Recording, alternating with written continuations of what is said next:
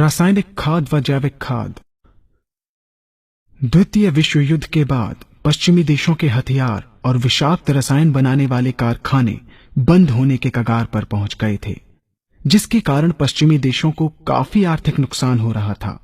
इन देशों ने इस आर्थिक संकट से बचने के लिए एक योजना के तहत उन कारखानों में रासायनिक खाद तथा कीटनाशक बनाना शुरू कर दिया।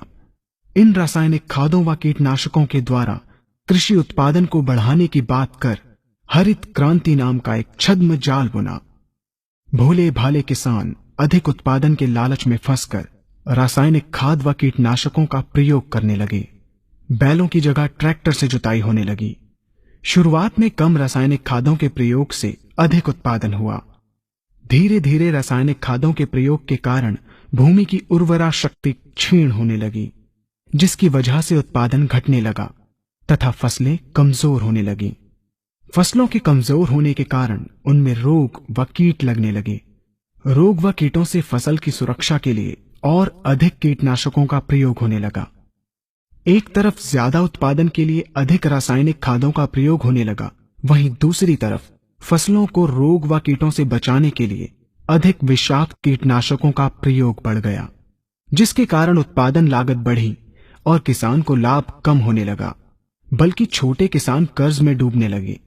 धीरे धीरे भूमि की उर्वरा शक्ति क्षीण होने से भूमि बंजर होने लगी। रासायनिक खाद व कीटनाशकों के कारण खाद्यान्न भी विषाक्त हो गए तथा जलवायु भी प्रदूषित हो गई, जिसके कारण मानव पशु पक्षियों के स्वास्थ्य पर प्रतिकूल प्रभाव पड़ा, जिसका परिणाम आपके सामने है। मानव स्वास्थ्य पर रासायनिक खादों के पड़ने वाले प्रभाव को आप ऐसे समझें। जब किसान फसल में रासायनिक खाद डालता है तो रासायनिक खाद में उपस्थित विषाक्त रसायन जल में घुलकर सबसे पहले जल को प्रदूषित कर भूमि के अंदर उपस्थित केचुए व सूक्ष्म जीवाणुओं को मार देता है। ये बात सभी किसान अच्छी तरह से जानते हैं कि केचुए व अन्य सूक्ष्म जीवाणु भूमि की उर्वरा शक्ति को बढ़ाने के लिए अति आवश्यक होते हैं। विषाक्त रसायन के कारण इनकी मृत्यु हो जाने से भूमि की उर्वरा शक्ति नष्ट हो जाती है तथा भूमि कठोर होकर बंजर होने लगती है।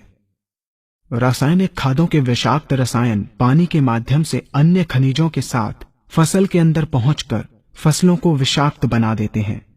बाद में जब खाद्यान्न के रूप में मनुष्य या अन्य पशु इन्हें खाते हैं तो ये विषाक्त रसायन मानव स्वास्थ्य पर बहुत ही बुरा प्रभाव डालते हैं तथा मनुष्य के अंदर तरह तरह के रोग उत्पन्न करते हैं। जब हम जैविक खाद का प्रयोग भूमि पर करते हैं तो जैविक खाद पानी में मिलकर पानी को प्रदूषित नहीं करती। जैविक खाद भूमि के अंदर उपस्थित उर्वरा शक्ति को बढ़ाने वाले जीवाणु तथा केचुओं की संख्या को तीव्रता से बढ़ाती है, जिससे भूमि की उर्वरा शक्ति बढ़ती है तथा भूमि छिद्र युक्त एवं भुरभुरी हो जाती है, जिससे वायु और प्रकाश भूमि के अंदर गहराई तक प्रवेश करते हैं, जिसके कारण भूमि में तापमान एवं आर्द्रता का संतुलन बना रहता है और फसलें मजबूत होती हैं। जैविक खाद में विद्यमान तत्व खाद्यान्न के माध्यम से मानव व पशु पक्षियों के शरीर में पहुंचकर स्वास्थ्य लाभ पहुंचाते हैं। जैविक खादों के प्रयोग से फसलें अच्छी और मजबूत होती हैं, जिसके कारण उन पर रोगों एवं कीटों का ज्यादा प्रभाव नहीं पड़ता। यदि किसी